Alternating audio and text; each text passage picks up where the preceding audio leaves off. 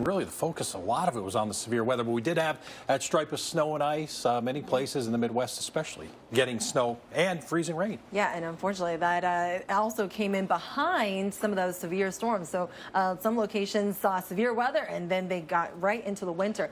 Lansing, Michigan, this was such a picturesque view, but it was the ice that really caused some issues. And it's hard to tell when you're upstairs, like taking a look down, like, is that snow and ice? It was a combination of both, but anytime you get that freezing rain, that's always when you have a problem, and it's always when, you know, you end up with the biggest problems when you get freezing rain, and only a little bit. It takes a little bit of it to cause big problems. They officially picked up half an inch of snow over the weekend, and you have those temperatures that are staying below freezing since Saturday afternoon. Take a look at your neighbors. Lots of locations saying this is a freezing rain, and of course, I mean, you're thinking, oh, 3/4 of an inch of ice at Alberg, Vermont. That could be catastrophic. It can be, and a lot of times when we get any of this 1/4 inch or higher, usually is when you start seeing power outages. And there were some, but we went from the ice to snow, and in Kansas City, you had record for the date, snow on Saturday, 3.7 inches. And there you have it. But I mean, unfortunately, it made travel very treacherous. People had to pull over to the sides of the roads. And I mean, another thing too, I mean, blinding conditions. You can barely see out beyond these cars right here. So visibility. And just really interesting that too, you know, a lot of car accidents that we've been saying, you know, usually occur when there's less snow than more because, you know, people are more prone to travel when you have less snow because they don't think it's going to be a big deal. And this really wasn't a big deal.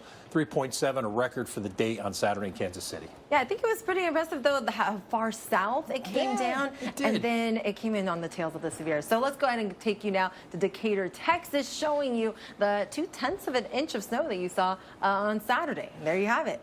Yeah, enough to cover the ground. Yeah. I mean, that's far south, as you said. Get down into Texas, and a little tricky to get out and about. Covered the roadways, covering parking lots, so that's when you know that you're at or below freezing. It was just one of those snowy things that covered grassy surfaces, so certainly looking like the season. It is winter, but for some of us, tough to find a lot of this. And I think some people actually tried making the best out of the situation. Saw some videos of people trying to sled, do some sledding in there. As you should, right? 3 inches of snow. And that's just west of Dallas, Texas. Fort Worth, Texas, just north and west of there.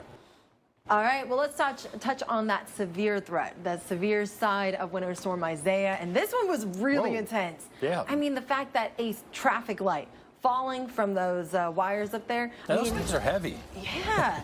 And thank goodness it barely missed this one car. Did you see that? I think we had a 77-mile-per-hour gust. Some of the wind gusted Saturday about 30 miles per hour. So thunderstorms producing, I'd say, spotty severe weather reports, but damaging severe weather reports. It only takes one, right? Yeah, and especially since it was quickly moving through the area, and along that line, it did produce some tornadoes. Unfortunately, it happened deadly.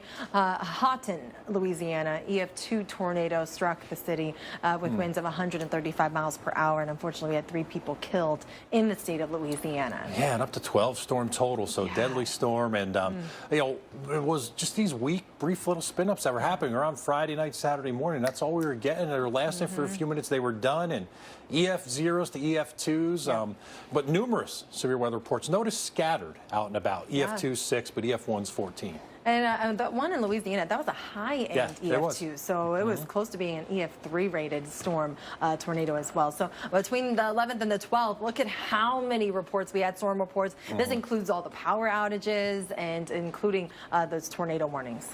Yeah, and since 2000, this was the busiest January day in 20 years. 494 reports. So if you thought it was active, and I did myself, even as a meteorologist, it was. That's insane. All right, well, we're switching gears now, and a sign of the warm times in the south, daffodils. This is not like from the spring or summer. This is from this weekend. This is mid-February, early March stuff. Mild temperatures, plants beginning and getting confused and blooming. Atlanta hasn't seen their high so far this month, drop below 50. Liana? I can't believe that. I mean, that's really, really shocking right there, seeing daffodils. I mean, even the worst part of this warmth is not the fact that we broke so many records this past weekend up and down the eastern seaboard and into the